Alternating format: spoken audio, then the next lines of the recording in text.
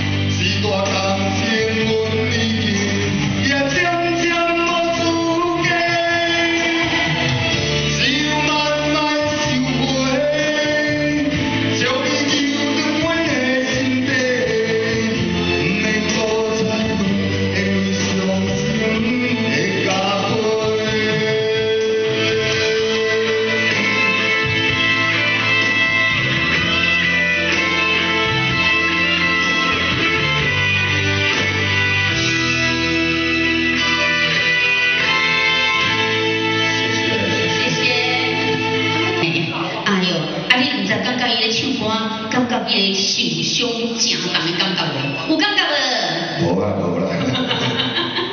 我跟你讲吼，你看，咱庄总，我讲叫庄总啦，其实他叫小平，小名叫小平，小平在唱歌吼，迄个感觉伊迄个感情的力道吼，迄个为什么受伤真重呢？讲真是的，从几岁开始谈恋爱，会放自己嘴巴吼，有超过安尼讲。他还有1、2、3、4、5，好像还差几次。无啦，我是讲安尼个一个零呢，差不多啦，差不多啦吼。原来你人生下因头的，我讲很多女生都喜欢你这种类型的，是吗？那今天听老师这样讲，哇，我今天挺开心的。挺开心的哦。时尚加时。时尚加时，你都唔知咧，为了今仔日要来拍这个电视这个我呢吼，下早是听讲下早就比啊那。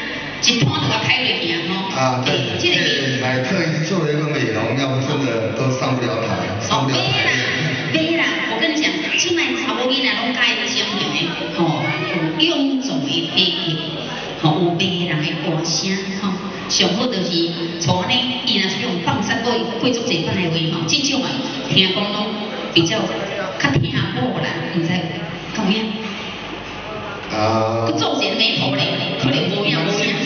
讲假就是相互尊重嘛。相互尊重啦，卖讲你惊你我，你我惊你。对，就是网上不是热传有一个是我怕老婆，老婆怕我这样，看怎么读怎么理解哈。